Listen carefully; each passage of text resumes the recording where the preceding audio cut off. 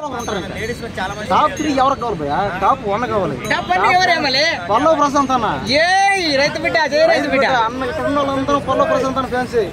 ఎవడైనా పల్లవ ప్రశాంత్ అన్న కానీ ఏమన్నా సరే చెప్తాను ఇప్పుడే ఇక్కడ అర్థమైంది ఇంక అందరికి తెలుసు. ఎవడు రాడంతే, అమర్దీప్ కూడా రాడు అంతే, ఎవడు రాడు. మన ఫైనల్ కప్పు ఎవరంటే పల్లవ ప్రశాంత్ అన్నే.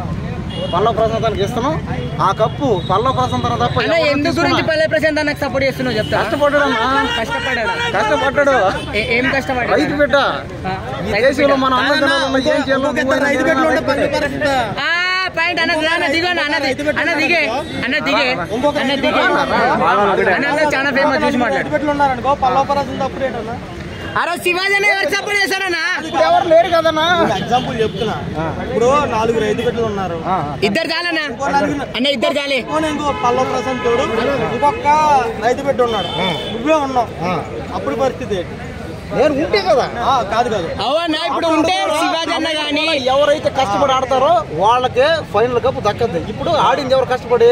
ప్రశాంత్ అని ఆడాడు కాబట్టి పల్లవ ప్రశాంతానికి. మరి పల్లవ ప్రశాంత్ అన్న కప్పు గెలిచి అందరు చూడడానికి వచ్చిండు, అన్నొక్కడు ఆడడానికి వచ్చింది కదా. మరి ఫైనల్ అస్త్రం ఉంది కదా, అది ఎందుకు గెలుచుకోలేకపోయాడు?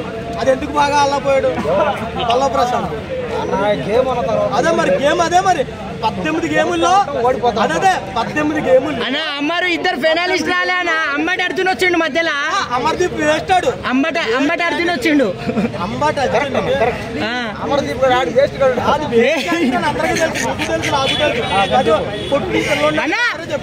ఒక ఆర్టిస్ట్ తిట్టడానికి మీకు అధికారం ఉందా? ఆర్టిస్ట్లను తిడుతురా? ఏమైంది రావాలా దిగాల? ప్రశాంతే కాదు, అక్కడ ఉన్న హౌస్లో ప్రతి ఒక్కరు కష్టపడాలి. ప్రియాంక అమర్దీప్ తప్ప ఇప్పుడు వెళ్ళిపోవడం మిగతా వాళ్ళు ఉన్నారు చూడన్నా. పల్లవ ప్రశాంత్ సపోర్ట్ చేయదు, తప్పులేదు, కానీ కించపరచక అంతే ఎవరిని. నేను ఎవరిని కింద నువ్వు ఆడినావు ఏంటంటే ఎవడో రాడు అంటున్నావు, ఎవడో రాడ కాదు. అదే